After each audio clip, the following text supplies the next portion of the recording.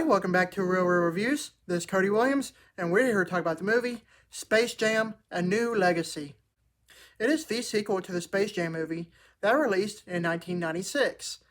Back in the day, I held the original Space Jam film high on a pedestal, and I still do to this very day. I don't care what anyone says, but I think it's simply one of the greatest movies ever made, and I'm willing to die on that hill.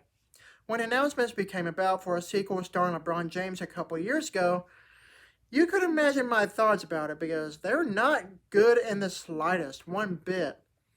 When a film winds up being a treasure, most of the times but not always, making a sequel is probably not the greatest idea. I get the general gist that they want to introduce the Space Jam universe to a whole new generation, but in this case, the movie is just a total disaster, so to speak. The movie story follows a rogue artificial intelligence who happens to kidnap the son of famed basketball player LeBron James. In order to rescue his son, LeBron must team up with Bugs Bunny and the rest of the Looney Tunes to win a high-stakes basketball game. When I say that this movie is a disaster, simply speaking, it's trash. However, it's still somehow fun. Using proper vernacular, I would say that this film is sugar-coated trash. I wouldn't classify this film as a total dumpster fire because I've seen worse, but there was a lot of wasted potential. I wasn't initially expecting much at all going into this movie, but I was still disappointed. Expect nothing, and I'm still let down.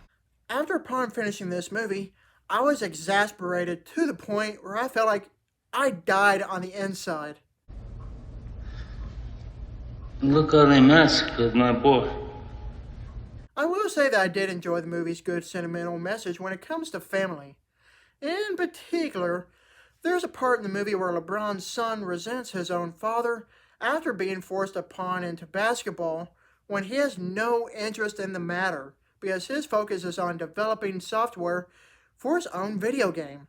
Throughout the movie, LeBron learns to let his son become his own individual being and support him as to what makes him happy. I don't know, I just thought that whole story arc was very heartwarming. I have no qualms with the animation or the Looney Tune characters themselves, but my biggest gripe with this movie would have to be the non-stop meta references. Since the movie is set inside the CPU world of the servers at WB Movie Studios, something along the lines of Tron, you can guess where I'm going with this. When LeBron is collecting his team of Looney Tune characters, we get references to many movies or intellectual properties of WB Movie Studios. Say, for instance, you have The Matrix, Harry Potter, DC superhero films, and so on. It was cool at first, but then it started becoming heavy-handed in the matter. Even during the climactic basketball game in the third act of the movie, the spectators are compiled of various movie characters which can be very distracting and takes away the focus off the basketball game itself because you're trying to spot whoever in the background. You can kind of get the idea that this movie tried to be too much and directly like Ready Player One. Another thing that irked me about the movie was how long it was, because it's just a few moments shy of 2 hours of runtime. Say what you will, but this movie had no right being this long. The initial build-up is slow, and there is some uneven pacing scattered throughout several scenes. However, once the Looney Tune characters start taking form, you kind of forget about the long run time, but in retrospect, you don't. I hope that makes sense.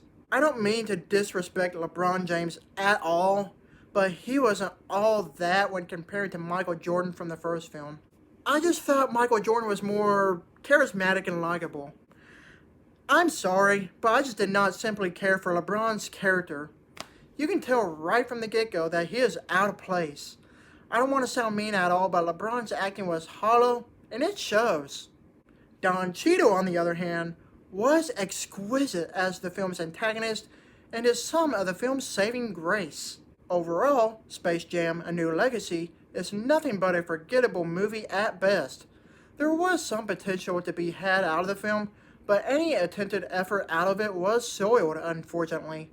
If anything, this movie should have gone through at least 3 more drafts of rewrites, but then again, why bother? Because I think this sequel should have never been made. I give this movie a D+. Thank you for watching, and don't forget to like and subscribe to my channel. Keep up my real reviews.